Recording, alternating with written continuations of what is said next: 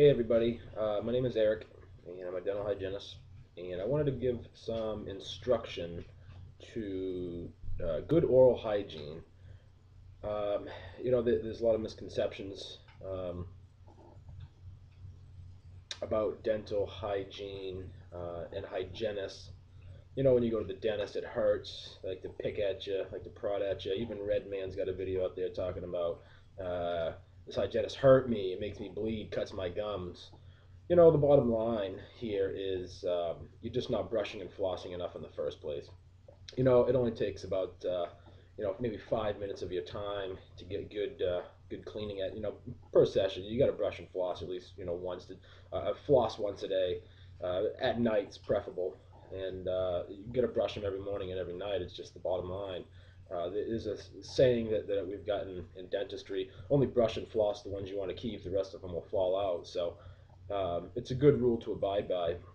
A couple simple things. Um, it's pretty standard. You just got to make sure that you're flossing first, you're brushing second, and then you're some kind of a rinse. And I'm going to do some more of these videos, and we'll talk about the different kinds of products, flossing, toothpaste, toothbrush, rinses, things that are really going to help you. Find just what you need. It'll also make it easier when you go to the dental office and you see your hygienist. She won't make you bleed. She won't hurt you. She won't cut you up. You just got to do a lot of it yourself at home. And if you do a lot of it yourself, it's going to make your dental visit much easier. And it's going to make it easier for the hygienist. It'll make it easier for you. You'll spend less time there. You won't bleed. It won't hurt.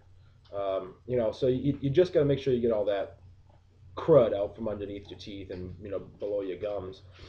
You gotta make sure that you're not just popping out that chicken that was left over from last night. You gotta get it all out. You gotta stay in the one spot, floss in between each tooth before you move on to the next tooth.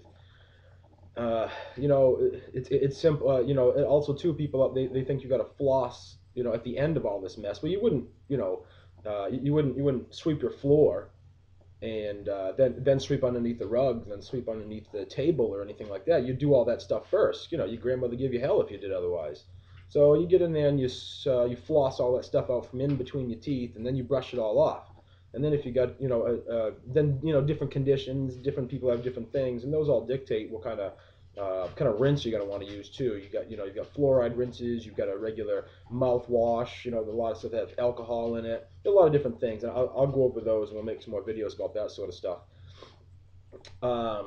Mostly, I just want to talk about the fact that if you're cleaning every single day, you're flossing every day, you're brushing every day, you got to clean that mess out, and the gums won't get infected. And that's bottom line. It's what it is. If you get a splinter under your fingernail, you could leave the splinter there, and it's got to get red, it's going to get swollen, it's going to bleed, it's going to hurt to the touch, and you can just cut your finger off, bottom line, and the infection will be gone, or you can pull the splinter out. I mean, it makes sense, right? So why wouldn't you floss the stuff out from in between your teeth to make it a lot easier so that you don't get the serious buildup from in between your teeth? It's that buildup that causes your gums to get infected and they hurt.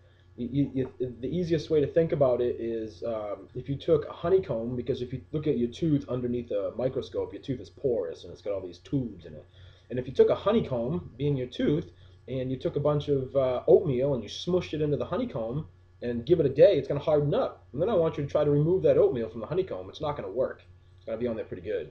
So the same idea stands that if you take soft plaque, you smush it into your teeth, into those tubes, and let it harden up after maybe 24, 36, 48 hours, that stuff's not going to come off. You're not going to brush it or floss it off, and then the hygienist's got to pick it off, and then you're mad at us. But really, we're doing you some favors by getting that stuff out there, because we're allowing you to not have to amputate your tooth, because that's what you're doing, just like you'd cut your finger off. But it doesn't make any sense to do that now. So if you're getting in there daily, and you're flossing that mess out from in between your teeth, and you're brushing it off, you're going to save yourself a lot of time and a lot of bleeding. So you can tell Redman that all he's got to do is get some floss in there, my man, and you'll keep them clean. The problem is that hygienists won't make you bleed anymore. I tell all the little kids, if you start flossing, you get these young teenagers, they just think that, they're indestructible and they can, they don't have to floss. I don't really know what's in the theory that's in their head. They don't want to spend any time brushing or flossing, but I can tell you, I was in high school too. There's some hotties in high school. You need to brush your teeth because your breath stinks. Girls and boys don't want to smell funky breath. Get it right. Uh, so that stuff gets stuck in between your teeth for a long period of time, and it goes every 6 months. And some people are on the year plan, 2-year plan, or they don't show up for the dentist for a couple of years. And stuff's packed in there. It's building up on top of each other. Your gums hurt because you've got this cement-like stuff built up underneath your gums. Someone's got to get it off, and you can't. Well, the idea is after we clean it off, that might be pretty aggressive and sound a little barbaric the day that you're in there. We're scraping and pulling that stuff, but promise you, we're only doing this for your best health. We're not trying to make you hurt and trying to make you bleed. So when we clean that stuff off, it's up to you guys at home to go home and brush and floss your teeth. From that day forward, I mean, if you do a great job, the infection is going to take maybe 1 to 2 weeks to clear up, but you got to clear it up. You go to the emergency room and they fix your foot. They're not the ones at home putting peroxide on your wound or putting Band-Aids on your wounds. You got to do that yourself. I mean, you wouldn't go to the bathroom 5 times today and only wipe your ass once, right? So if that's the case, why are you going to eat 5 or 6 times today and only brush your teeth once at best? Doesn't make any sense. Pretty gross. So get that stuff out from in between your teeth. This is my first video, so I'm kind of, just putting some ideas out there.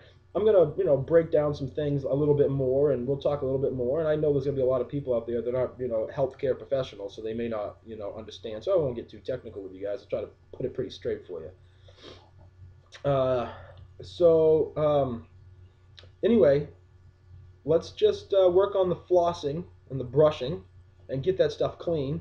And I'm gonna do some more stuff, and I'll show you guys the proper way to floss, the proper way to brush, what's a good floss, what's a good toothpaste, what's a good toothbrush, what's a good rinse, and the differences between them all. Don't be fooled out there. People, you got toothpaste that says one's for brushing before you go to bed, and the other one's for brushing when you wake up, and one's for the middle of the day. Well, if you do the research, they're all the same. Let me tell you, Crespro Health has one hell of a marketing scheme going on out there, because just because the color box looks blue, you're supposed to brush it at night. And then they got this stuff that you're supposed to rinse on your teeth that's going to help whiten your teeth. Well, I can tell you, that stuff's got to be on, Gordon Christensen will tell you, that stuff's got to be on your teeth for at least an hour, that peroxide. And there's no peroxide in any of those toothpastes or whitening. Some of them there is, so you got to read the instructor, you got to read the active ingredient list. And it'll tell you hydrogen peroxide. If there's no hydrogen peroxide, I don't give a damn what kind of toothpaste it is.